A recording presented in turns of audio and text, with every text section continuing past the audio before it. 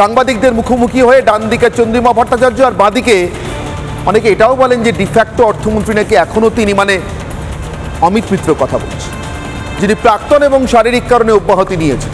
আমি জানি না এর কোনটা সত্যি কোনটা মিথ্যে, কিন্তু ওই ডান দিকে চন্দ্রিমা আর বাঁদিকে অমিত মিত্রকে নিয়ে মাঝখানে মধ্যমণি মমতা বন্দ্যোপাধ্যায় সে বাজেট সম্পর্কে যে দাবি পেশ করেছেন, প্রথমে সেই দাবিতে একটু নজর রাখি। যদিও এটাকে দাবি বলবো না, বঞ্চনার পাঁচালি, জানি না, আপনারাও দেখতে পারেন। আপনারা যদি দেখেন বাজেটটা ভালো করে দেখেন তাহলে দেখবেন একদিকে কেন্দ্রীয় সরকারের বাজেট, ইলেকশন আসলে ওরা একরকম কথা বলে, কিছু প্রতিশ্রুতি দেয়, কিন্তু ইলেকশনের পরে প্রতিশ্রুতি থাকে না, প্রতিশ্রুতিটা প্রতিচ্যুত হয়ে যায়।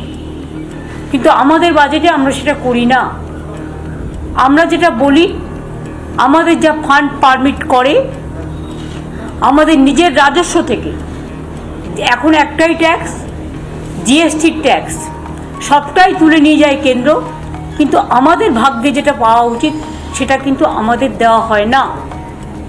100 দিনের কাজ বন্ধ করে দেওয়া হয়েছে, গ্রামীণ রাস্তার কাজ বন্ধ করে দেওয়া হয়েছে, আবাসনের কাজ, যে গ্রামীণ বাড়ি বন্ধ করে দেওয়া হয়েছে।